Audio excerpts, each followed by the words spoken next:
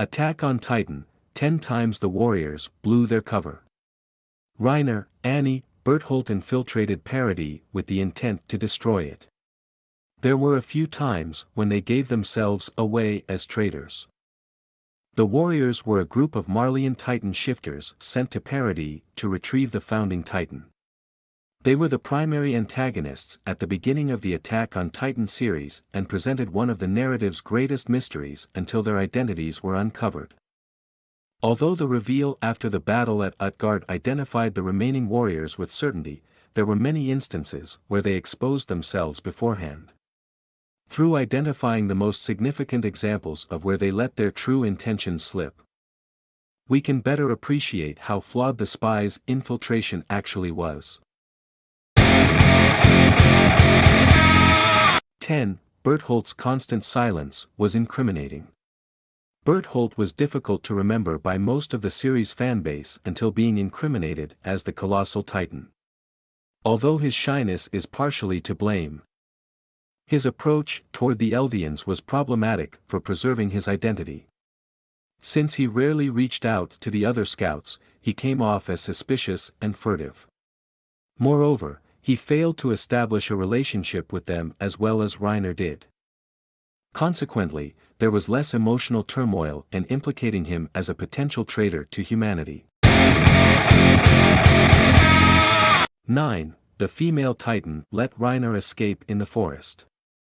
During the first confrontation with the female Titan, it seemed as if Reiner was finished.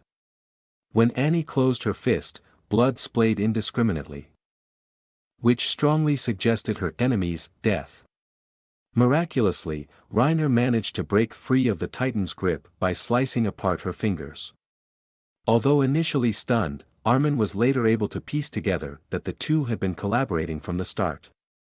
Annie's decision to stare at her palm was especially incriminating since Reiner's message about Eren's location was inscribed on it.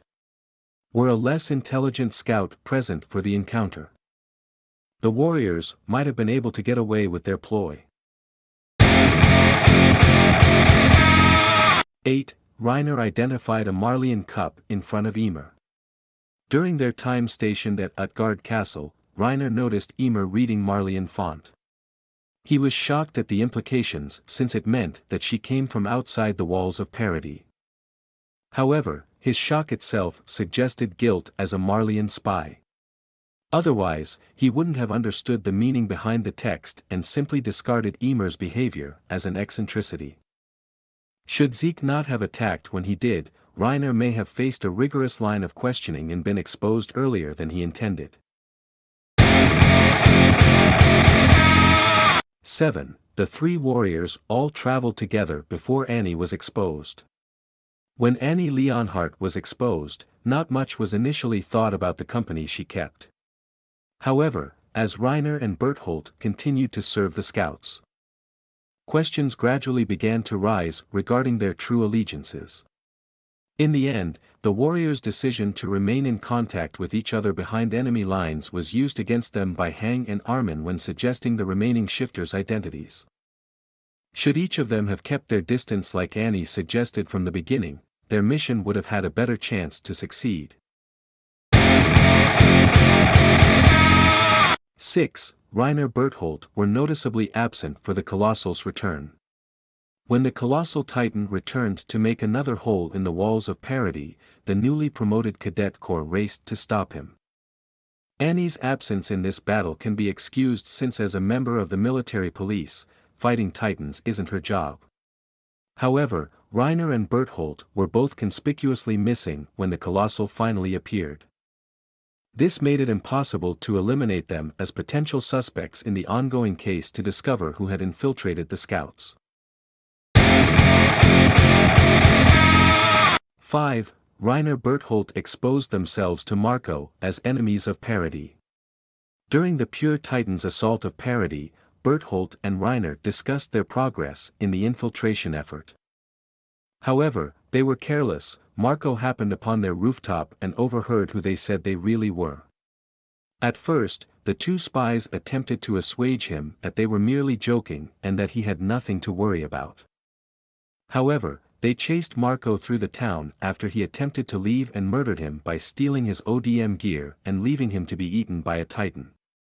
Should any other of the scouts have witnessed this, the warriors' plan would have been ruined instantly. 4. Annie used Marco's ODM gear to escape the scouts. After the battle for Trost, Annie requisitioned Marco's ODM gear and made it her own. This was particularly problematic since it had identifiable dents and scratches that distinguished it from typical equipment. As a result, Armin was able to make a strong assumption about the female Titan's identity by the conclusion of the forest attack. When she refused to join him in an underground tunnel, she knew that she could no longer conceal her dark secrets from the scouts any longer. 3. Rainer Bertholdt constantly mentioned home but never stated where it was.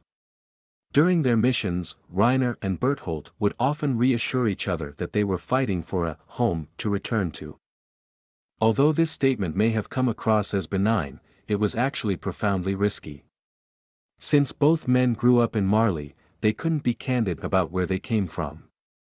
Lying would be extremely dangerous since the scouts drew from Eldians across the kingdom who might challenge their alibis.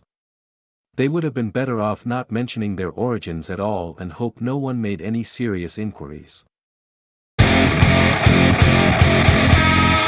2. Rainer and Annie both resemble their Titan forms. Annie and Rainer both have an unfortunately strong resemblance to their Titan states.